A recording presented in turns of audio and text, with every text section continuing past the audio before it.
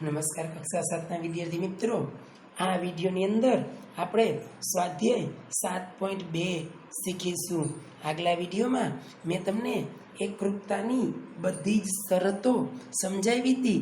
એના નામ યાદ કરી લઈ તો બા શરત, બાખુબા શરત, ખુબાખુ અને કાકબા શરત, એ બધી જ શરત જરાક યાદ કરી જાજો. તો એના ઉપરથી આપણે સ્વાધ્યાય 7.2 લખવાનું છે. પહેલો જ પ્રશ્ન છે, નીચેનામાં એકરૂપતાની કઈ શરતનો ઉપયોગ કરશો? તમને થોડીક બાજુ આપેલી છે, ત્રિકોણ એકરૂપ છે એવું પણ નીચે કીધેલું છે. તમારે શરત કઈ વપરાણી એ કહેવાનું છે. આકૃતિ તમારે પાકી નોટમાં દોરવાની નથી, ત્રિકોણ તમારે આના દોરવાના નથી. સૂચના, પક્ષ એટલે કે રકમ અને જવાબ લખવાના છે. કીધું છે એસી હારે એસી જેટલું છે એટલું જ ડીએફ છે. ઓકે, એસી એટલું ડીએફ મેં લીટો કરી નાખ્યો છે. આ એક તો આ એક સંગતતાની નિશાની છે. એ બી જેટલું છે 2 લીટા જેટલું એટલું જ ડીઈ છે. બીસી જેટલું છે એટલું જ ઈએફ છે. એટલે બે ત્રિકોણ એકરૂપ છે એવું નીચે કહી દીધું. તો શરત લખવાની. શરત આના ઉપરથી જ ખબર પડી જાય, 3 બાજુના માપ આપ્યા છે તો બા શરત આટલું જ લખી નાખવાનું છે. સાવ સિમ્પલ છે. બીજામાં પણ આપણે એક બાજુ આપી, બીજું બાજુ આપી ને એક ખૂણો આપ્યો. મેં અહીંયા જોઈ લીધું, આ બાજુ આરે આ બાજુ એકરૂપ, આની સાથે આ અને બેયનો ખૂણો વચ્ચે છે. ખૂણો PRQ એટલે આર અને એને એકરૂપ છે XZY. તો આ ઝેડ આરને એકરૂપ ઝેડ છે. તો અહીંયા આપણે ખબર પડી જાય કે બે બાજુને વચ્ચેનો ખૂણો તો બાખુબા. તો બાખુબા શરત પ્રમાણે આ બે ત્રિકોણ એકરૂપ છે. ત્રીજાની અંદર પણ એ જ આપેલું છે. બે ખૂણાના માપ આપેલા છે. ખૂણો વચ્ચેનો જોઈ લઈએ ખાલી. તો ખૂણો L અને ખૂણો G. તો ખૂણો L જેટલો છે એટલો G છે, એટલે મેં બેયમાં એક ખૂણો દોર્યો. ખૂણો M જેટલો છે એટલો F છે, Mમાં મેં 2 દોર્યા તો Fમાં 2 દોર્યા. અને એની વચ્ચેની બાજુ ML જેટલી છે એટલી જ FG છે. તો બે ત્રિકોણ એકરૂપ તો છે જ. શરત કહેવાની છે. તો શરત ખૂણો બાજુ ખૂણો અથવા આમ ખૂણો બાજુ ખૂણો. તો શરત ખુબાખુ શરત મુજબ આ બંને એકરૂપ છે. ચોથું અને છેલ્લામાં આપ્યું છે કે જેટલો EB જેટલો છે, મેં અહીંયા એક લાઈન છાપેલી જ હતી, એટલો DB છે. તો આના જેટલું જ આ જેટલું છે એટલું જ આ છે. બીજું કે AE જેટલો છે એટલો BC છે. તો BC અને ખૂણો A ને C બે 90 છે. તો 90ની સામેનો બેમાં એકરૂપ છે. અને આ કાટખૂણો આપ્યો છે. તો શરત થઈ કાટખૂણો કર્ણ અને એક બાજુ એકરૂપ છે. તો કાકબા શરત કાટખૂણો કર્ણ અને બાજુ. આમાં પણ કાટખૂણો કર્ણ અને બાજુ. તો અહીં શરત કાકબા શરત મુજબ આ બંને ત્રિકોણ એકરૂપ થાય છે. આગલા પ્રશ્નમાં આપણે જોયું હતું એકરૂપતાની શરત લખી હતી. અહીંયા આપ્યું છે તમારે સાબિત કરવું છે કે ત્રિકોણ ART એકરૂપ ત્રિકોણ PEN છે. તો તમારે બા શરતનો ઉપયોગ કરવો છે. બાજુ. તો તમારે કઈ બાજુઓ સરખી હોય તે દર્શાવવું પડે. તો આપણે અહીં જોઈ લઈ. પહેલું AR. તો આ AR દેખાય છે, AR જેટલી PE દેખાય છે. અથવા તો અહીંયા AR આગળ આપ્યું તો અહીંયા આગળ PE આપ્યું છે. તો AR એકરૂપ PE હું લખી શકું. RT છેલ્લા બે છે તો અહીં છેલ્લા બે EN છે. તો RT હારે EN એકરૂપ હોય. RT EN એકરૂપ. વૈધી આ બે બાજુ તો AT હારે PN એકરૂપ હોય. આમ એક બાજુ આપી હોય તો બીજી અનુરૂપ બાજુ આપણે આકૃતિ ઉપરથી અથવા તો માપ ઉપરથી ગોતી શકીએ છીએ. એમાં ને એમાં આગળ કીધું કે ખૂણો T બરાબર N. T જેટલો છે એટલો જ N છે. T જેટલો છે એટલો જ N છે. તો તમારે RT ની એકરૂપ Q હોય RT, તો એની સામે, તો અહીંયા એની હારે P હતું તો Pની સામે જો તો EN આવે છે. તો અહીંયા RT બરાબર EN લખવું પડે. PN બરાબર 80 હોવું જોઈએ. તો આ શરતનો ઉપયોગ થઈ શકે. બીજું કીધું AT બરાબર PN. AT જેટલું છે એટલું જ PN છે. આગલું ત્રિકોણ છે. તો ખૂબાખૂબ શરતનો ઉપયોગ કરવો હોય તો ખૂબાખૂબ આ બાજુ આપી છે તો એની આજુબાજુના ખૂણા હોવા જોઈએ. તો આપણે કોઈ પણ બે ખૂણા લખી, કોઈ પણ બે નહીં, એટલે કે આ બાજુ આપી એના જ બાજુના. તો પહેલાં આ બાજુની ઉપરનું લખી A. તો એ આરે P એકરૂપ છે એવું આપણે ખબર જ છે, આગળ જોયું હતું. તો A બરાબર P હોય છે. અને T અને N એકરૂપ છે એવું આગળ આપ્યું જ છે. તો T આરે N એકરૂપ આવે તો આને કહેવાય ખૂબાખૂબ શરત. પ્રશ્ન નંબર 3 એવું કીધું છે કે ત્રિકોણ AMP એકરૂપ ત્રિકોણ AMQ આ બંને ત્રિકોણ એકરૂપ છે. આકૃતિ દેખાતી નથી, જોઈ લ્યો. ત્રિકોણ AMP એકરૂપ ત્રિકોણ AMQ આ બે ત્રિકોણ એકરૂપ છે. તો એના માટે અમુક બાજુઓ એકરૂપ આપી છે. તો એનું તમારે કારણ લખવાનું છે કે આ બે ત્રિકોણ એકરૂપ છે તો એની કઈ શરત અને શું હોય. તો PM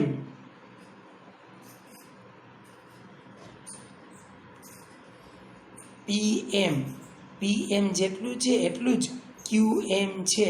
તો એનું કારણ શું? સમાન બાજુ, અથવા તો આપેલું છે એમ પણ લખો, પણ સમાન બાજુ સરળ લાગશે. સમાન બાજુ. ખૂણો PMA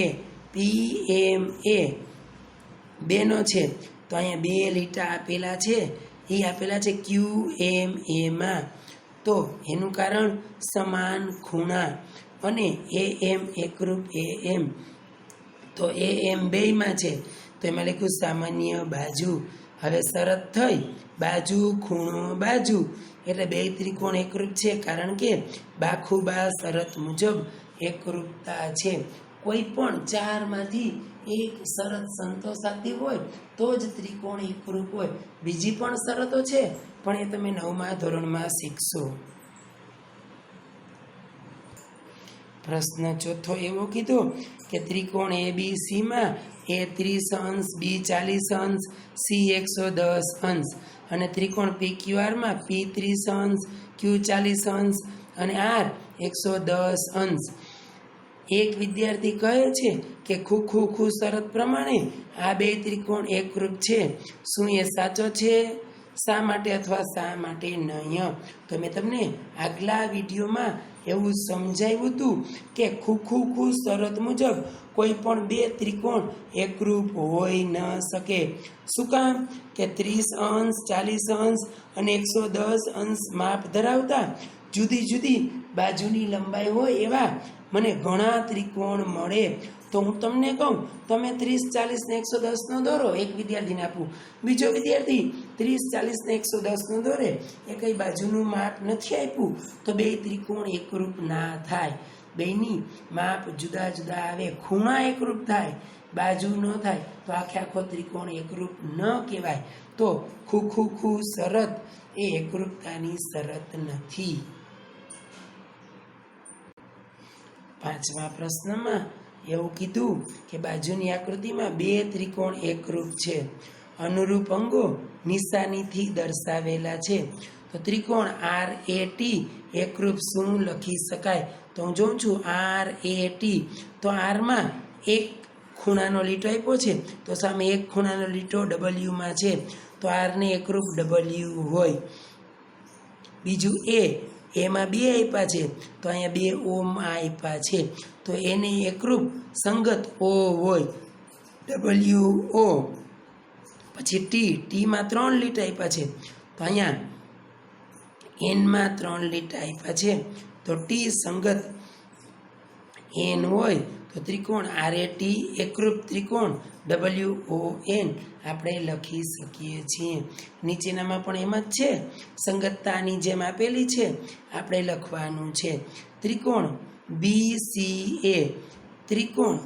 BCA એને અનુરૂપ કઈ હોય તો અહીંયા બીમાં 2 લીટા તો અહીંયા 2 લીટા જ છે તો બીને અનુરૂપ બી હોય.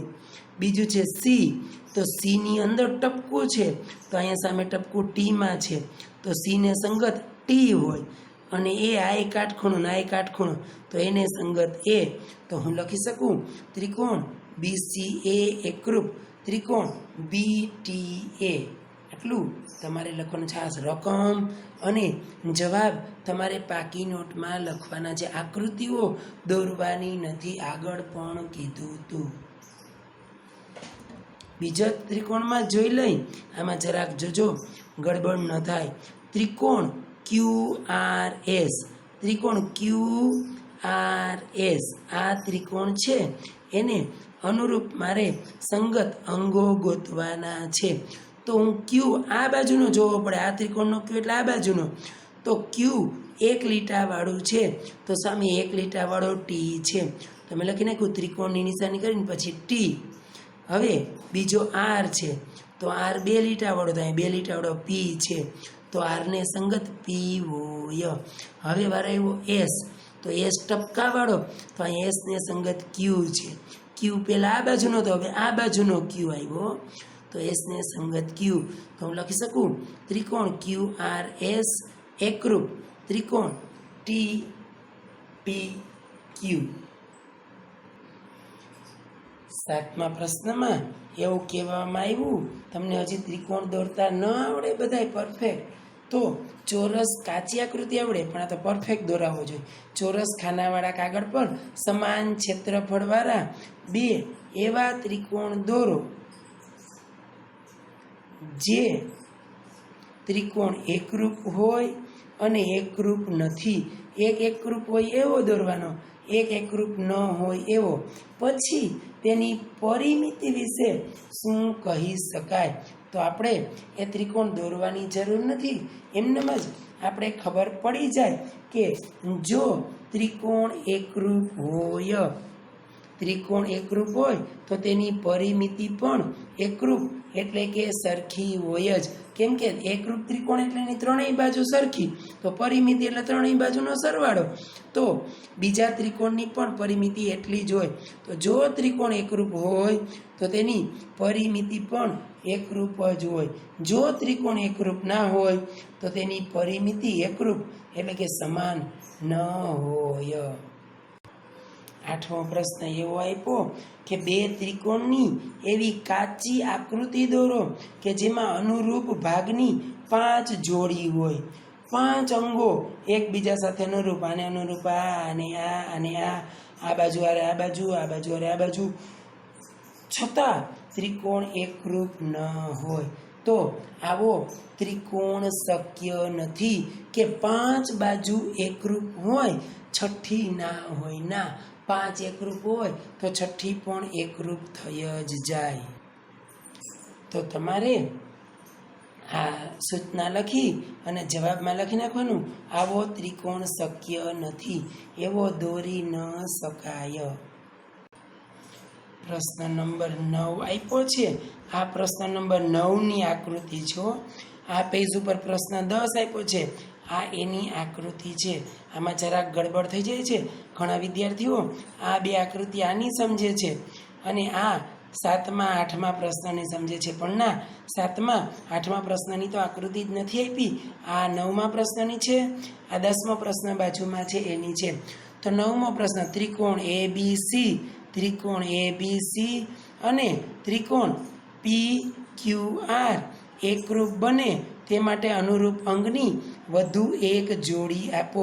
અહીંયા આપ્યું જ છે, એક કાટખૂણો, એક ખૂણો આપ્યું, એક બીજો પણ ખૂણો આપ્યો અને બીજી આપણે એક જોડી લખવાની છે. અહીંયા બાજુ નથી આપી એ કઈ યાદ રાખીશું. છોકરાઓ ભૂલ કરે છે કે આ કાંક કાટખૂણો આપ્યો એટલે કાક બા, પણ ના, અહીંયા એક બીજી બાજુ નથી આપી. તો આપણે જોઈ શકીએ કે આ બે ત્રિકોણ એકરૂપ છે, તો આ બે ખૂણાની વચ્ચેની બાજુ અને આ બે ખૂણાની વચ્ચેની બાજુ એકરૂપ હોય તો ત્રિકોણ એકરૂપ થાય. તો છે જ, તો આપણે એનો ઉપયોગ કરીને એક બાજુ આપવાની છે. તો બીસી બે ખૂણા આપ્યા હતા, તો બીસી એકરૂપ આર ક્યુ હોય, બીસી એકરૂપ આર ક્યુ હોય અને શરત બનશે ખૂણો બાજુ ખૂણો, તો ખૂબાખૂ શરત મુજબ આ બે ત્રિકોણ એકરૂપ થાય છે. 10મો પ્રશ્ન સાઈડમાં છે, ચોપડી ખુલ્લી રાખજો. સમજાવો ત્રિકોણ ABC એકરૂપ ત્રિકોણ FED છે. શા માટે બે એકરૂપ છે? હવે એકરૂપની શરત એવી છે, કાકબા શરત હોય તો કાટખૂણો, કર્ણ અને એક બાજુનું માપ આપવું જોઈએ. તો આપણે અહીંયા કર્ણનું માપ નથી આપ્યું, એક બાજુ એકરૂપ છે એમ કીધું છે. પણ બીજી શરત છે ખૂબાખૂ, તો આ બે ખૂણા આપ્યા છે પણ એની વચ્ચેની બાજુ નથી આપી. તો આ ત્રિકોણ તો કેમ એકરૂપ સાબિત કરવો?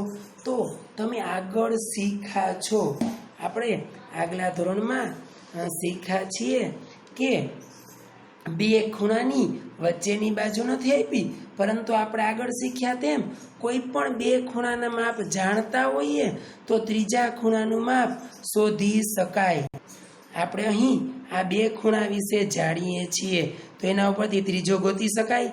આ જેટલો છે એટલો જ આ છે, આ જેટલો છે એટલો જ આ છે, તો ત્રીજો પણ બેયમાં સરખો જ આવશે.